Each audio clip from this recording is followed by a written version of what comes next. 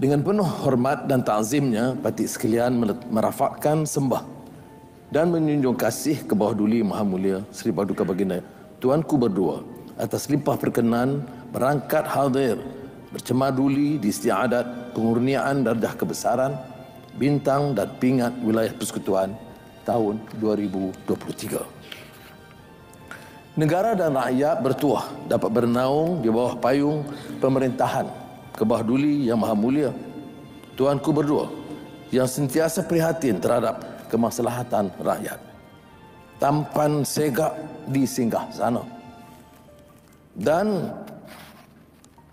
selesa dan sederhana di warung bersama rakyat.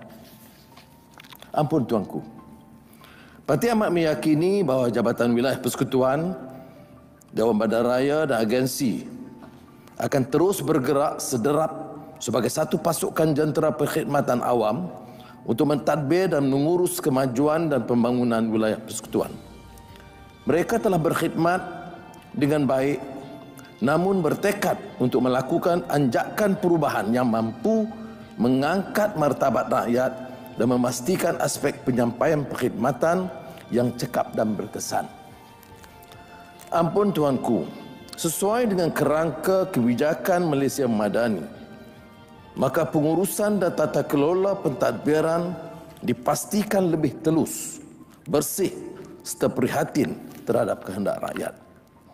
Jentera pentadbiran wilayah persekutuan bertekad untuk menjadi contoh tadbir urus yang bersih dari rasuah, dari peringkat pengurusan hingga ke penguatkuasaan. Hanya dengan berteraskan nilai dan etika atau akhlak, aspek kemampanan, kesejahteraan, daya cipta, hormat, keyakinan serta ihsan dan rahmah dapat dibudayakan.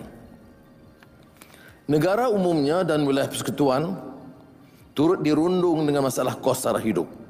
Maka selain dari ikhtiar kementerian-kementerian, wilayah persekutuan menambah bantuan kepada golongan miskin yang terjejas.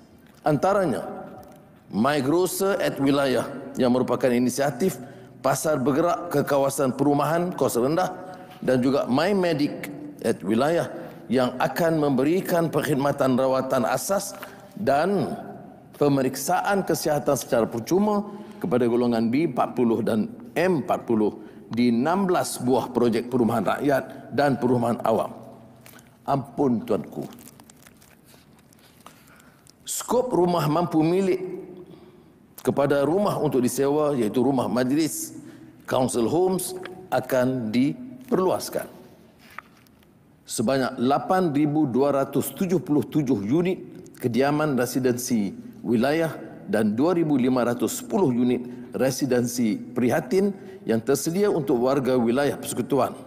Selain itu, 4 projek merangkumi 3,621 unit rumah majlis untuk disewa oleh warga kota dalam kalangan berpendapatan rendah yang sedang dalam status pembinaan di Sungai Udang, Jalan Selimang Siakap, Bandar Baru Sentul dan Taman Desa.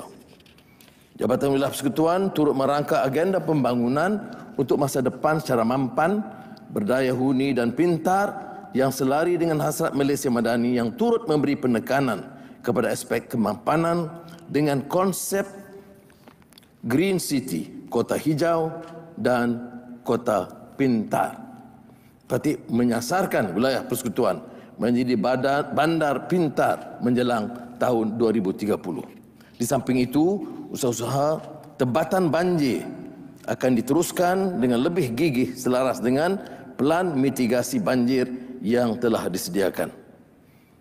Antara program lain yang telah disusun ialah penggunaan bas elektrik Kuala Lumpur, Wangsa Maju sebagai bandar perintis rendah karbon, penambahan pemasangan CCTV di Kuala Lumpur dan Putrajaya, serta pemasangan Wi-Fi di projek perumahan rakyat dan perumahan awam di Labuan.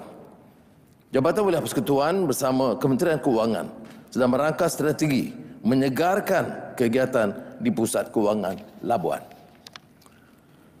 Sukacita Parti menyembah maklum akan pencapaian kemampanan bandar wilayah persekutuan yang diukur berdasarkan kepada 39 petunjuk prestasi melalui sistem Murni Net oleh Jabatan Perancangan Bandar dan Desa Plan Malaysia. Pada tahun 2022, ketiga-tiga wilayah persekutuan telah mencapai tahap mampan dengan cemerlang.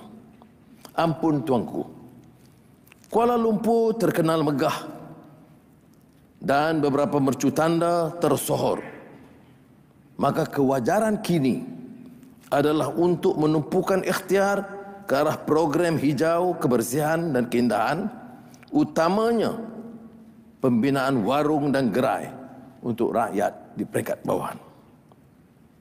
Yang telah DBKL telah mengorak langkah dengan pantas dengan mengenal pasti sebagai permulaan 20 warung dan gerai untuk diperindahkan.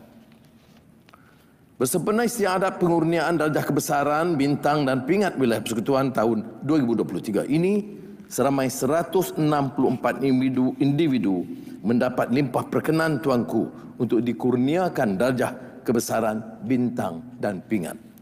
Pengurniaan ini berdasarkan kepada khidmat, bakti dan jasa yang dicurahkan kepada negara dan wilayah persekutuan. Patik sekalian rakyat, menjunjung kasih ke bawah duli Yang Maha Mulia Seri Paduka Baginda Tuanku atas pengurniaan ini. Ampun tuanku.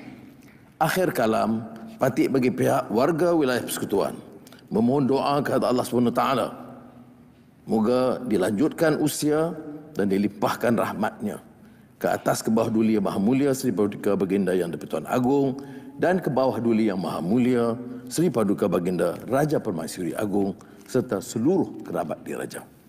Patik bertekad memastikan wilayah persekutuan Kuala Lumpur, Putrajaya dan Labuan ditadbir dan diterajui dengan sebaiknya agar manfaat kemakmuran dan keamanan dapat dinikmati rakyat jelata yang rancam kaum dan budaya.